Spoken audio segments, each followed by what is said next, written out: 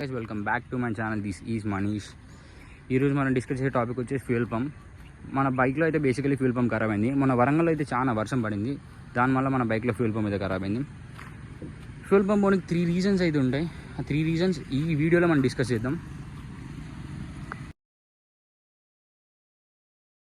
బేసిక్గా పెద్ద lengthy video అయితే కాదు, short information video fuel pump గురించి వెళ్ళి ఏ రీజన్స్ ఫ్యూయల్ పంప్ ఖరాబ్ అయ్యే ఛాన్సెస్ ఉంటాయో ఈరోజు అయితే ఈ వీడియోలో డిస్కస్ చేద్దాం. హిమాలయన్ ఫ్యూయల్ పంప్ వచ్చేసి 10,000 రూపీస్. అసలు ఫ్యూయల్ పంప్ ఎందుకు ఖరాబ్ అయిందని నా పాయింట్ ఆఫ్ వ్యూలో మాట్లాడుకుంటే, మినిమం ఈ బైక్స్లో 5 లీటర్స్ ఫ్యూయల్ అయితే మెయింటైన్ చేయాలి. 5 లీటర్స్ ఫ్యూయల్ మెయింటైన్ చేయకుండా హీట్కి ఫ్యూయల్ పంప్ మోటార్ ఖరాబ్ అయ్యే ఛాన్సెస్ ఉంటుంది.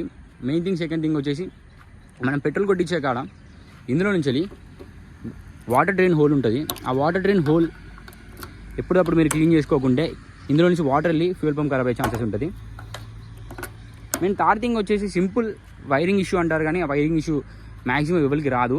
ఫ్యూయల్ పంప్కి పవర్ సప్లై అయ్యే కాడ వైరింగ్ ఇష్యూ షార్టేజ్ అయితే ఫ్యూయల్ పంప్ మోటార్ అయితే ఖరాబ్ అవుతుంది. నా బైక్లో మాత్రం ఆ ప్రాబ్లం రాలేదు. బేసిక్ రీజన్ వచ్చేసి ఫ్యూయల్ మెయింటైన్ చేయకుండా, ఫ్యూయల్ మెయింటైన్ చేయకపోవడం వల్ల ఫ్యూయల్ పంప్ ఖరాబ్ అవుతుంది. సెకండ్ రీజన్ వచ్చేసి వాటర్ డ్రైన్ హోల్. ఆ వాటర్ డ్రైన్ హోల్ క్లీన్ చేసుకుంటే ఫ్యూయల్ పంప్ ఖరాబ్ అయ్యే ఛాన్స్ అస్సలుగా ఉండదు. ఈ మధ్యలో వరంగల్లో వర్షం చాలా పడింది. మనం అసలుగా ఆగం కదా, అడ్వెంచర్ బైక్ అని, కానీ వరంగల్లో వర్షం పడ్డా కూడా తీసాం. అందుకు ఇందులో నుంచి వాటర్ వెళ్ళి ఫ్యూయల్ పంప్ ఖరాబ్ అయిందని నేను అనుకుంటున్నా. ఇందులో డ్రైన్ హోల్ ఉన్నది. ఈ డ్రైన్ హోల్లో ఎప్పుడు వాటర్ ఉన్నావు క్లీన్ చేసుకోవాలి. ఎందుకంటే ఒక్కొక్కసారి డ్రైన్ హోల్ జామ్ అయితే, జామ్ అయినా కూడా వాటర్ వెళ్ళదు. వెళ్ళకుండా మనమే మాన్యువల్గా ఓపెన్ చేసుకుని పెట్రోల్ ఎట్లా కొట్టిస్తాం అట్లా క్లీన్ చేసుకుంటే బెస్ట్. లేకుంటే 10,000 రూపీస్ లాస్ అవుతారు. ఇంకా మన బైక్ అయితే 10,000 రూపీస్, ఇంకా బుల్లెట్కి 14,000 రూపీస్, ఇంకా జీటీకి ఎంత ఉండదో.